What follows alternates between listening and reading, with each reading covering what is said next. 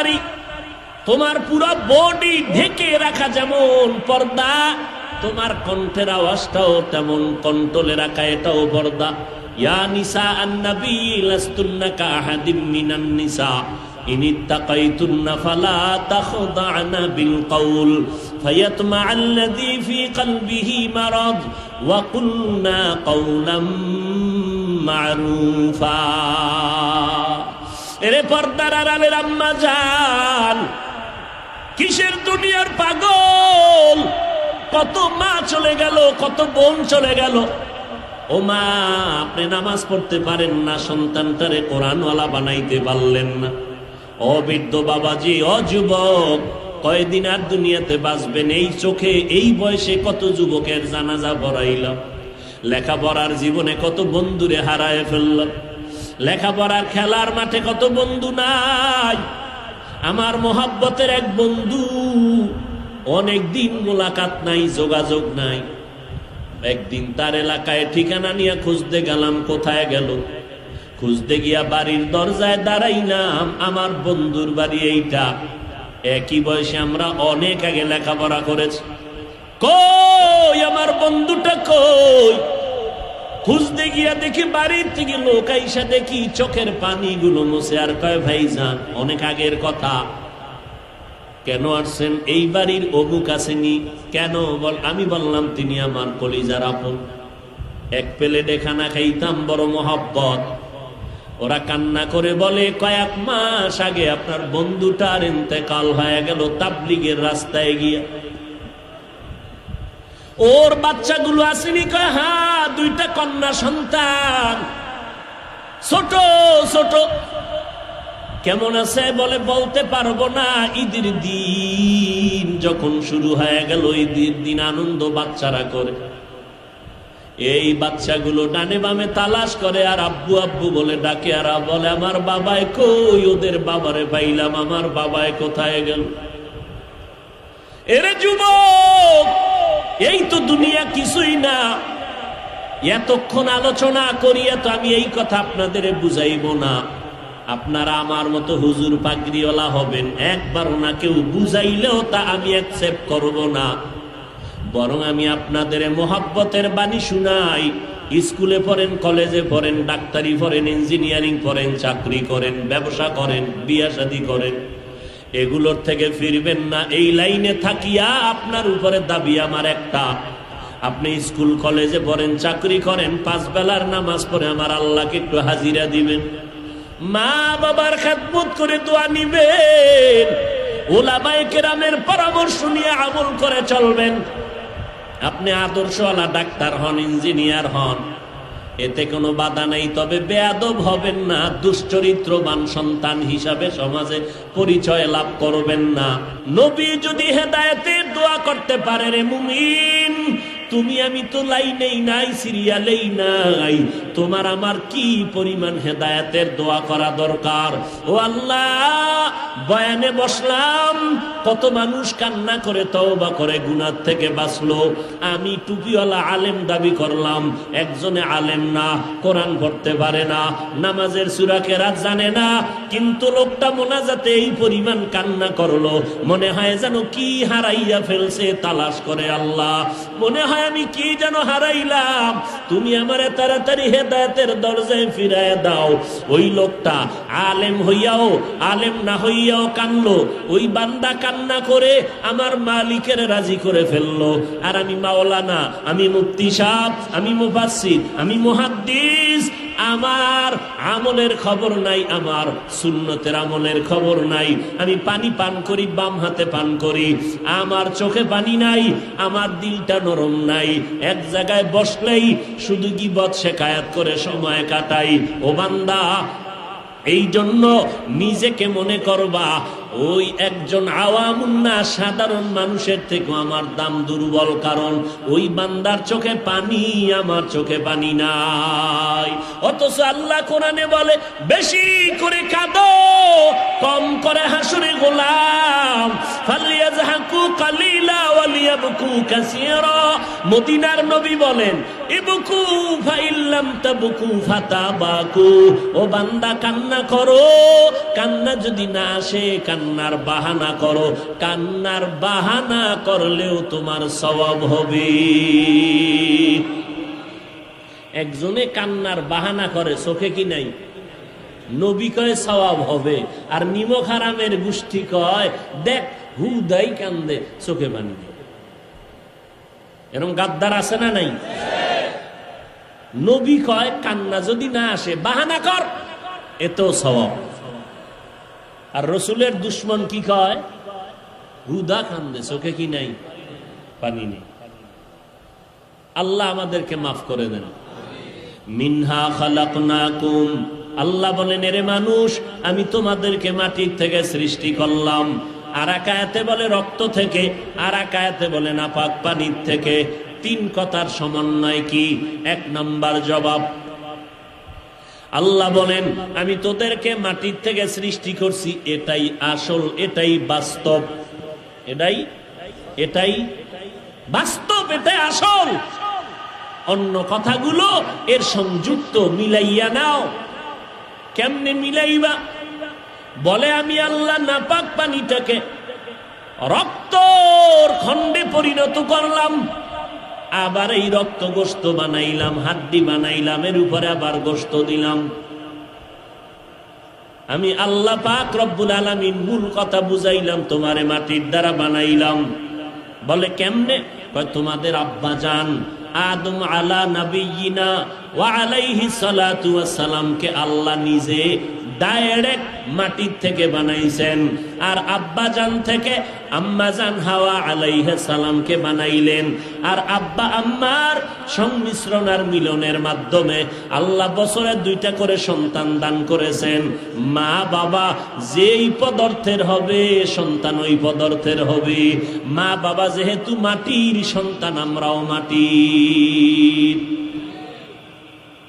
কথা বুঝেন? নাম্বার 2, আল্লাহ বলেন তোরা মাটির কেমনে জাননি? যেই নাপাক পানিটা বাবার থেকে মায়ের বাচ্চা দানিতে যায়, ওই নাপাক পানি শরীরে তৈরি হয় খাদ্যর মাধ্যমে, ভিটামিন মাধ্যমে, আর ওই খানাটা তৈরি হয় মাটির মধ্যে। এই দিক থেকে তোরা মাটির। নাম্বার 3, যখন মায়ের গর্ভে নাপাক পানিটা ফেরেশতারা মন্থন করে, ওই মেহনতে লেগে যায়, আল্লাহ অর্ডার করে ফেরেশতা জলদি করে যা, এই বান্দা যেখানে কবর হবে ওই কবরের থেকে 1 চিমটি মাটি এনে নাপাক পানিতে মিলায়া দাও। ফেরেশতা কোথায় কবর হইব জানি, আল্লাহকে আমি গাইবের মালিক, আমি জানি। অমুক জায়গায় যাও, পানি নাপাক পানিতে 1 চিমটি মাটি লাগায় দাও, এরপরে এটাকে রিপেয়ারিং করতে থাকো। এটাকে আমি আল্লাহর কুদরতে রক্ত হবে, গোশত হবে, হাড্ডি হবে। এদিক থেকেও মাটির সৃষ্টি আমরা। প্রশ্নকারীরা প্রশ্ন করবেন, যেই লাশটা আগুনে পুড়িয়া নিশ্চিহ্ন হয়ে গেল, যেই লাশ নদীর মধ্যে গলে গেল, কোনো অস্তিত্ব নাই, তাহলে এর কবর কই? লাশের তো কোনো অস্তিত্ব নাই, কবরও নাই, এখানে কোথার থেকে মাটি আনবে? এর লাশও নাই, আগুনে পুড়ে গেছে না, এর অস্তিত্ব আছে? মুফাসসিরিনে কেরাম বলেন আল্লাহ কেমন কুদরতের মালিক। আমাদের পিঠের মধ্যে সোজা একটা হাড় আছে যেটাকে মেরুদণ্ড বলি, আসেনি পিছনে? ওই পিঠের মেরুদণ্ডে হাড়ের একেবারে নিচে মার্বেলের মতো একটা গোড়া আছে।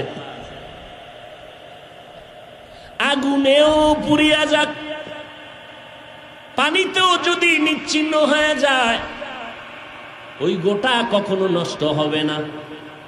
কোনো না কোনো এক সময় এই গোটা মাটির সাথে গিয়া মিশে যাবে, মাটির সাথে গিয়া লাগবে, আর ওই জায়গায় হবে তখন ওই কবর।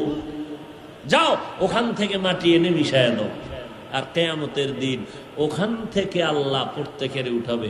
ওই যে গোটা যেখানে মাটিতে লাগবে পড়ে থাকবে, ওখান থেকে কিয়ামতের দিন আমরা উঠবো, এক একজনে আকৃতি নিয়া, সুন্দর দেহ নিয়া। টোটাল কোরআন শরীফের মধ্যে মাত্র 500 আয়াতে আল্লাহ বিধান দিয়েছেন। কত আয়াত? 500 আয়াত। বিধান কাকে বলে? এই যে বিধান, কই বিধান? বিধানের আয়াত কত বলেন সবাই? আমি জানি আপনারা এলাকার সব মানুষ শিক্ষিত মানুষ, আমি বান্দা মূর্খ, আপনারা শিক্ষিত। ভুল হলে ধরায় দিন, সবার সামনে তওবা করব। আল্লাহ খুশি হবে না বেজার? সম্মান কিছুটা কমবে, এই তো। আর কি মেয়ে সম্মান বান্দা কমাইতে রে, এই মিয়া বান্দা সম্মান কমাইতে রে, কম জ্বালান জ্বালাইছে।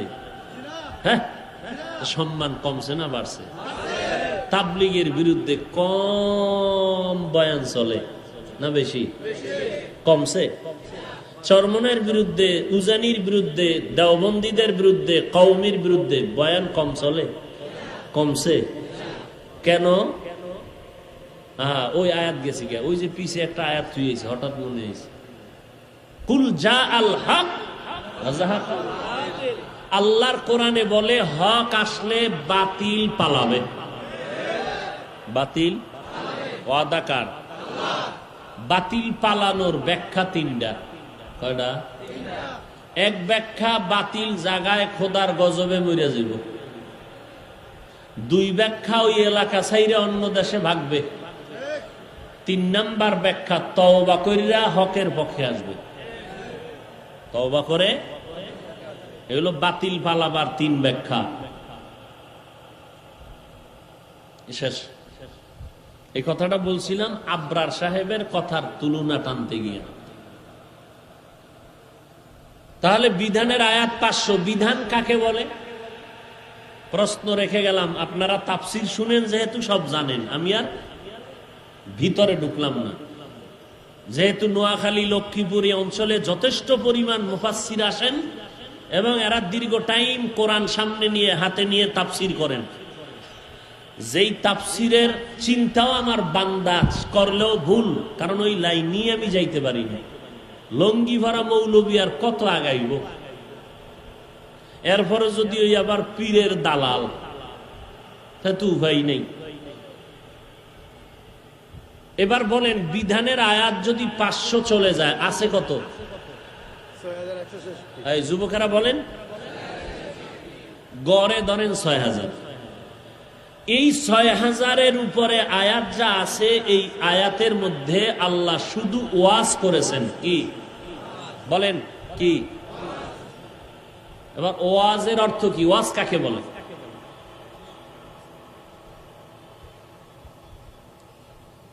এটার ব্যাখ্যা দিব না, তুলনা দিলাম। বিধানের আয়াত 500, ওয়াজের আয়াত 6000-এর উপরে। তাহলে ওয়াজের আয়াত কম না বেশি? বলেন বেশি। এই যে গড়ে 6000 আয়াতে আল্লাহ ওয়াজ করলেন, পদ্ধতি তিনটা। 6000 আয়াতে আল্লাহ ওয়াজ করছেন কয় পদ্ধতিতে? 3 পদ্ধতিতে। এক পদ্ধতির নাম তাযকির বি আলা ইল্লাহ, আর এক পদ্ধতির নাম তাযকির বি আইয়ামিল্লাহ, আর এক পদ্ধতির নাম তাযকির বিমা বাদাল মাউত। 3 পদ্ধতিতে আল্লাহ 6000 আয়াতে ওয়াজ করেছেন। প্রথম পদ্ধতির নাম আল্লাহর কুদরতের বিবরণের ওয়াজ। কার কুদরত? নাম্বার 2, অতীতের কিসসা কাহিনী দিয়া ওয়াজ। কি কাহিনী? অতীতের কিসসা কাহিনীর ওয়াজ। 3 নাম্বার পদ্ধতি কিয়ামতের বিবরণের ওয়াজ। এই 3 পদ্ধতিতে কত হাজার আয়াতে ওয়াজ? তো 3 পদ্ধতিতে যদি 6000 আয়াতে ওয়াজ হয়, বাগে কত আয়াত পরে এক এক পদ্ধতির মধ্যে? 2000। তাহলে 2000 আয়াতে আছে আল্লাহর কুদরতের কথা, 2000 আয়াতে আছে কিসসা কাহিনী। কিসসা, কিসসা শব্দটা আরবি কোরআনের শব্দ, কাহিনী বা কাহানি এটা উর্দু ভাষা। তাহলে কিসসা কাহিনীর আয়াত কত বলেন? বাকি রইল কত? পদ্ধতি বাকি কয়টা? কি? কিয়ামতের বিবরণের 2000-এর ওয়াজ। যেই পয়েন্টটা বুঝাইতে গিয়ে এদিকে ঢুকলাম, কেউ যদি একটা বই লেখে, উপরে আগে নাম লেখে ঈমান আমল, বইয়ের নাম কি? ঈমান। এবার দেয় সূচি, ভেতরে কি দেয়? সূচিতে দিয়া আগে ঈমান সম্পর্কে পুরা আলোচনা শেষ, এরপরে আমলের আলোচনা শুরু। তাহলে আল্লাহ যে 3 পদ্ধতিতে 6000 আয়াতে ওয়াজ করলেন, আল্লাহর কুদরতের 2000, কেসা কাহিনীর 2000 আয়াত, এরপরে কিয়ামতের বিবরণের 2000 আয়াত।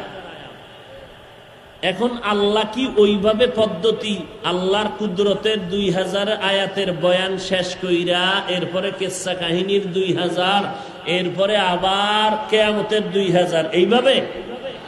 না না, আল্লাহর কোনো সিরিয়াল নেই। প্রত্যেকটা পৃষ্ঠায় পৃষ্ঠায় কুদরতের কথা, কিয়ামতের কথা, ইতিহাসের কথা।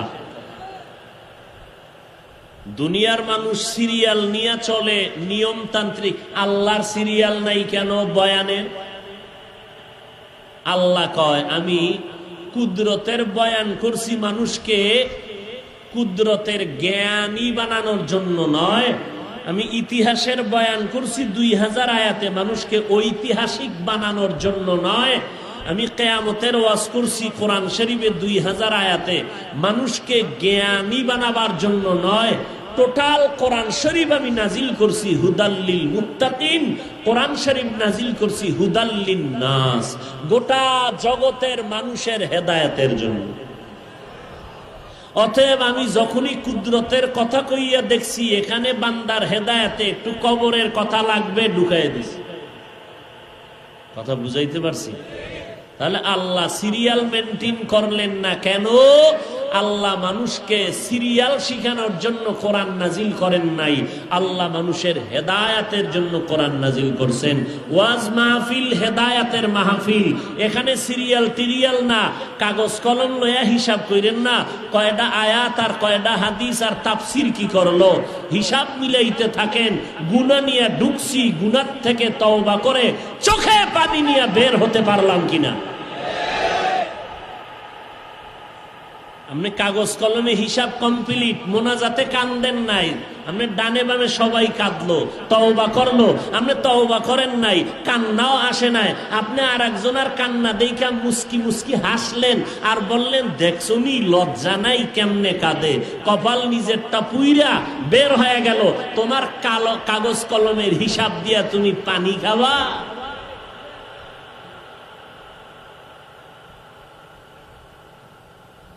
আল্লাহ হেদায়াত দান করুন।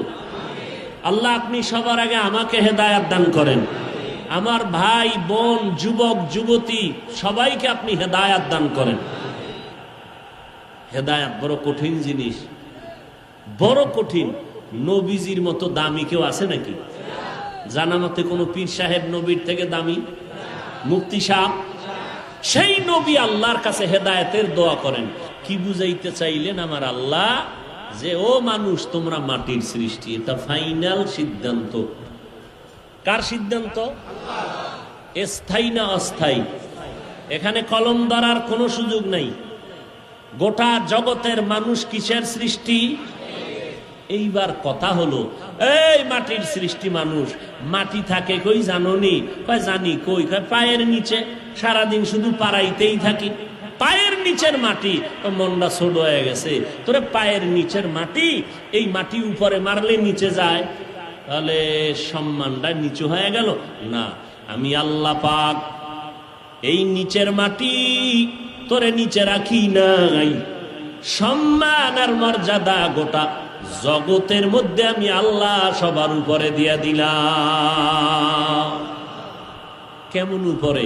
আলাকাদ কাররামনা বানি আদম ওয়া হামালনাহুম ফিল বাররি ওয়াল বাহরি ওয়া রাযাকনাহুম মিনাত তাইয়্যিবাত ওয়া ফাদ্দালনাহুম আলা কাসীরিম মিম্মান খালাকনা তাফদীলা। আল্লাহ কয়, ও মানুষ, তোর সম্মান কত জানো? স্থলে পানিতে চলার মতো বাহনের ব্যবস্থা করলাম, এরপরে আমি উত্তম রিজিকের ব্যবস্থা করলাম, আবার গোটা মাখলুকতের মধ্যে তোমাকে শ্রেষ্ঠত্বের মর্যাদা দিয়া আবার পরস্পরে তোমাদের মধ্যে একে অন্যের তুলনায় মর্যাদাবান করে দিলাম। সারা দুনিয়ার মাখলুকতের মধ্যে মানব জাতি শ্রেষ্ঠ, মানুষের মধ্যে মুমিনেরা শ্রেষ্ঠ, সমস্ত মুমিনের মধ্যে আম্বিয়া কেরাম হলেন শ্রেষ্ঠ। আর সব আম্বিয়া কেরাম তথা মাখলুকতের মধ্যে আপনার আমার নবী রহমাতুল্লিল আলামিন শ্রেষ্ঠ। মাটির সৃষ্টি শ্রেষ্ঠ, কোনো সন্দেহ? আল্লাহ বলেন আমার কাছে নূরের সৃষ্টি শ্রেষ্ঠ না, আমার দরবারে আগুনের সৃষ্টি শ্রেষ্ঠ না, মানুষ মাটির সৃষ্টি আমার কাছে শ্রেষ্ঠ, কোনো যুক্তি চলবে না। আদমের বানাইয়া এবার ফেরেশতাদের বললাম আদম শ্রেষ্ঠ কিনা, অনেক আলোচনার পরে ফেরেশতারা বললেন হ্যাঁ। কয়টা হ্যাঁ বললে হবে না, সেজদা দিয়া সম্মান করিয়া দেখাও। উসজুদু লি আদম, আদমরে তাড়াতাড়ি সেজদা করো। ফাসাজাদু ইল্লা ইবলিস, সবাই সেজদা করলো, কে করে নাই? আল্লাহ কয় ইবলিস তুই আমার এত আদরের, এমন একটা জায়গা নাই আসমানে যেখানে সেজদা করো নাই, জমিনে এমন একটা জায়গা নাই যেখানে সেজদা করো নাই। এমন আদরের বান্দা, এমন আদরের গোলামি তুই আমার করলি, আমি আল্লাহ তোরে খুশি হইয়া বুজুর্গ নামের টাইটেল দিলাম। তোর ইবাদতে আমি আল্লাহ খুশি হইয়া তোকে আরেফ নামের টাইটেল দিলাম, তোকে আমি খাজেন নামের টাইটেল দিলাম, তোরে আমি আল্লাহ মুত্তাকির টাইটেল দিয়া দিলাম। কেন সেজদাটা করলি না? ইবলিস কয় রে মালিক আমার যুক্তিতে মিলে না। কয় তোর যুক্তি? কহা আমার যুক্তি কি? খলাকতানি মিন নার ওয়া খলাকতাহু মিন তিন, রব্বুল আলামিন আমারে বানাইছো আগুন দ্বারা, আদমেরে বানাইছো মাটির দ্বারা। আগুনের গতি উপরে, মাটির গতি নিচে, মাটির গতি কখনো উপরে যায় না, আগুনের গতি উপরে। যুক্তি কয় ইবলিসের সেজদা করবে, আমারে করবে আদম, তুমি উল্টা কেন কও আমি আদমেরে করব? এটা যুক্তিতে মেলে না। আল্লাহ কয় ফাখরুজ, বের হয়ে যা রে বেঈমান, জীবনভর যত ইবাদত করলি, ফেরেশতাদের সর্দার হইলি, শিক্ষক হয়ে পড়াইলি, এত পরিমাণ ইবাদত করলি, আমি আল্লাহর একটা আদেশের সামনে যুক্তি কেন দিলে রে শয়তান? মালিকের গোলামের কাজ হলো মালিকের আদেশ মানিয়া নেওয়া, বুঝে আসুক আর না আসুক মালিকের কথা মতো বান্দা চলবে, মালিকের হুকুম মতো চলবে। বুঝে আসলেও মানতে হবে, বুঝে না আসলেও মানতে হবে। কেন তুই যুক্তি পেশ করলি? আমি আল্লাহ সহ্য করতে পারলাম না, তোরে আজকে শুধু জাহান্নামী দিলাম না, আমি চিরস্থায়ী তোরে জাহান্নামী বানায় দিলাম। কেন? আল্লাহর সামনে যুক্তি দিলি কেন? আমার সিদ্ধান্ত নূরের সৃষ্টি শ্রেষ্ঠ না, আমি আল্লাহর সিদ্ধান্ত আগুনের সৃষ্টি শ্রেষ্ঠ না, আমি আল্লাহর সিদ্ধান্ত মাটির সৃষ্টি হলো শ্রেষ্ঠ। যুক্তি যারা দিবা শয়তানের বন্ধু। আল্লাহর সিদ্ধান্তের উপরে কোনো যুক্তি চলবে? যাও, যুক্তি দিলা কেন? বের হয়ে যাও। তাহলে মানুষ মাটির থেকে বানাইয়া আমাদেরকে প্রথম সবক দিলেন, তোমরা মাটির সৃষ্টি ঠিকই, কিন্তু সম্মানটা পায়ের নিচে না, সম্মান সবার উপরে। এখনই সম্মান পাইয়া একেবারে আমারে ভুলে যাইও না, খবরদার। আমি আল্লাহ তোমারে বড় আদর করে বানাইছি, তোমার এই সম্মানের কারণে তুমি বেপরোয়া হয়ে যেও না। কারণ তুমি বাহাদুরি করিও না, অহংকারী করবা না। আমি আল্লাহ তোমার শ্রেষ্ঠত্ব মর্যাদা দিয়া, আমি আল্লাহ পাক তোমার মর্যাদা দিয়া আমি জান্নাত পর্যন্ত পৌঁছাইতে চাই। মর্যাদা পাইয়া বাহাদুরি করবি না। আর বাহাদুরি কেন করবি রে গোলাম? টাকার গরমে। ও বান্দা, নোয়াখালী লক্ষ্মীপুর তোর কাছে যেই পরিমাণ টাকা আছে, চাঁদপুর জেলাওয়ালার কাছে, ঢাকাওয়ালার কাছে ওই টাকার সমান তোমার টাকা নাই। আবার ঢাকার রাজধানীতে টাকাওয়ালা টাকার গরম ভাব দেখাইও না। ইন্ডিয়াওয়ালার কাছে যেই টাকা, ওই পরিমাণ টাকা তোমার হাতে নাই। ইন্ডিয়াওয়ালার থেকে টাকা আমেরিকাওয়ালা বেশি। আল্লাহ কয় সারা দুনিয়ার মানুষের তুলনায় আমি আল্লাহ হলাম ধনী, সবাই হলো ফকির। অতএব টাকার বাহাদুরি করা যাবে, এটার কোনো ভ্যালু নাই। 2 নম্বরে ক্ষমতার শেয়ার। আরে তুই কয় কেজি ওজনের শেয়ার পাইছো? নমরুদ্দের চেয়ে বড়টা। যেই নমরুদ ওজন পাইয়া চেয়ার পাইয়া আমি আল্লাহকে মেরে ফেলার জন্য তৈরি হয়ে গেল নমরুদ, ওই বেঈমান ফেরাউন নিজেকে শুধু খোদা দাবি করে নাই, আনা রব্বুকুমুল আ'লা, শুধু খোদা বলে নাই, বলছে আমি সবার থেকে বড় খোদা। ও বান্দা, ইতিহাস জানুনি? ওই নমরুদের আমি আল্লাহ আমারে মাইরা ফেলার জন্য রেডি হয়ে গেছে, তীর মাইরা আমারে সাইজ করে ফেলাইব। আল্লাহরে মারলে ঝামেলা শেষ। নমরুদ রেডি হয়ে গেল। একটু চিন্তা করতো, ওই নমরুদের পাওয়ারকে নষ্ট করতে গিয়া আমি ফেরেশতা পাঠাইছি, একটা অসুস্থ মশা সাথে জোতা মোবারক, ফেরাউনের নীল লোহিত সাগরে চুবাইয়া ডুবাইয়া ধ্বংস করে দিলাম। কেমন পাপিষ্ট! ফেরাউনের লাশ আজ মিশরের মধ্যে আছে, মশায় যায় না, মাছিতেও যায় না, মাটিতেও খায় না। কথা ঠিক নি? ফেরাউনের লাশটা দেখো মিশর জাদু ঘরে, খায় না মাটি, পোকা মাছি সবাই ঘৃণা করে। কথা ঠিক নি? সারা দুনিয়ার মুমিন বাদ, সারা দুনিয়ার বিধর্মীর ঘর তালাশ করো, সারা দুনিয়া, বাংলাদেশ সহ সারা দুনিয়াতে খুঁজে দেখো, কোন ঘরে মিস্টার ফেরাউন নামে একজন ছেলে আসেনি, নমরুদ নামে একজন ভাবেন।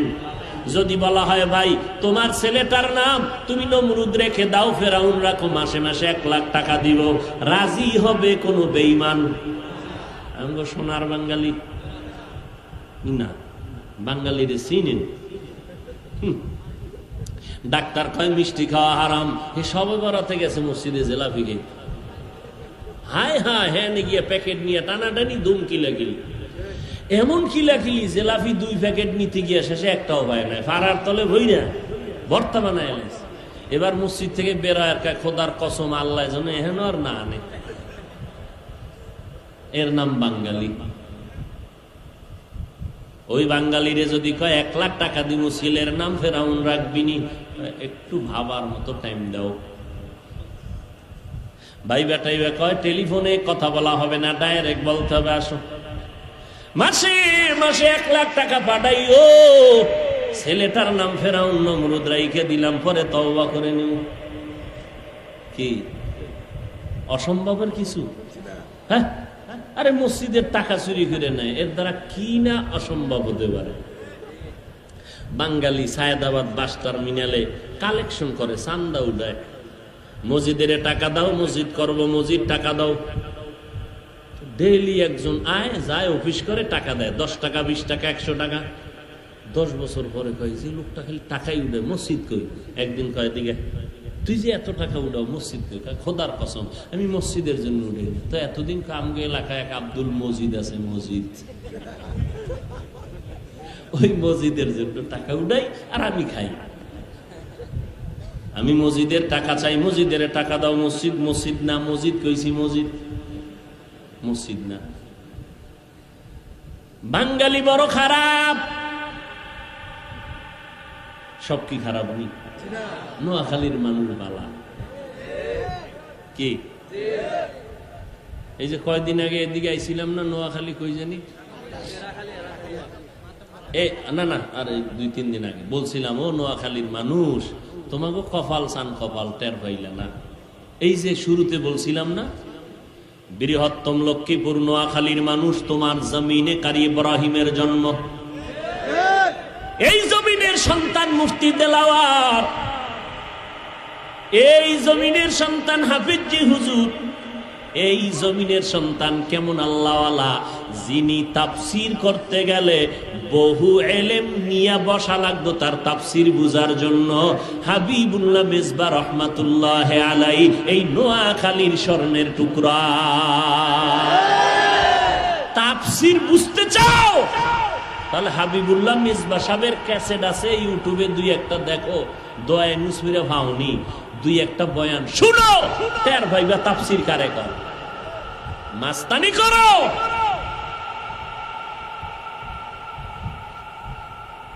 নোয়াখালীর সন্তান উজানির কারি ইব্রাহিম রহমাতুল্লাহ আলাই, এইরকম হাজারো উলামায়ে কেরামের নগরী, বৃহত্তম নোয়াখালীর জমিন। এরে আল্লাহর গোলাম, কিন্তু চিনলা না রে বাবা উলামায়ে কেরামের মান কত, শান কত। আমার ওস্তাদ উজানি মাদ্রাসার মুহাদ্দিস ছিলেন লাকসামের রশিদ আহমদ রহমাতুল্লাহ আলাইহি।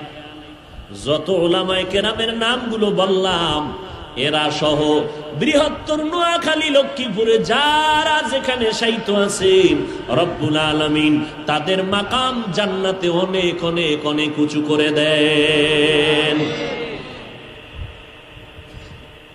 হাবিবুল্লাহ মিসবাহ রহমাতুল্লাহ আলাইহি তাহাজ্জুদের সেজদায় ইন্তেকাল হয়ে গেছে। আর আপনার মরণটা যদি বিড়ি টানতে টানতে হয়, কেমন সান কবা। আল্লাহ হেদায়াত দান করে। মিনহা খালাকনাকুম, একটা সবক দিলাম মানুষ, তোরে মাটির দ্বারা বানাইয়া তোরে নিচে রাখি নাই, মর্যাদা বাড়ায় দিলাম। 2 নাম্বার সবক, মাটির মানুষ তুই নরম করে বানাইছি, নরম করিয়া গরম গরম ভাব দেখাইস না, খবরদার। নমরুদ গরম ভাব দেখাইয়া টিকতে পারে নাই, সাদ্দাত গরম ভাব দেখাইয়া টিকতে পারে নাই, কারুন গরম ভাব দেখাইয়া টিকতে পারে নাই। এই মাটির মানুষ তোরে নরম করে বানাইছি, দুর্বল করে বানাইছি, গরম ভাব দেখাবি না। গরম ভাব দেখাও কেন রে বান্দা? মাটির চরিত্র তো গরম না। তাকাইয়া দেখছো এক জমিনের দালালের গোষ্ঠী 13 বার জাল দলিল দিয়া বিক্রি করে, এরকম দালাল এই জমিনে আছে না? না আসেনি? একবার পেয়েছে, আবার কাস্টমার নিয়ে কয় এই জমিন আমার, এটা নিয়ে যান। এরকম 1 লাখ 2 লাখ করে দালালি খাইছে। আল্লাহ যদি অর্ডার দিত জমিন তুই নরম রইলি একটু গরমা, এর মধ্যে তাকায় দেখতো পাও ভিতরে যায়। উম্মা কথা না কইতে না কইতে দেখছে আডু পর্যন্ত নাই, মাটি খাইয়া লাইছে। যদি এরকম করতো বাঁচার উপায় ছিল? আল্লাহ কয় কত জুলুম করলি মাটির উপরে, কিচ্ছু বলে নাই। মাটি নরম নরম ভাব দেখাইয়া তোর সাথে ভালো আচরণ করলো। এই জমিনের মধ্যে দাঁড়াইয়া কত মদের বোতল নিয়ে আড্ডা দিয়েছ। এই জমিনে মাটির উপরে দাঁড়াইয়া কত উলঙ্গ নারী নিয়ে নাচ গান করেছ। ঢাকার শহর থেকে মোমেন শাহী রোডের মধ্যে, নাম বলবো না জায়গার নাম, একটা বিল্ডিং, 14 তলা বিল্ডিং,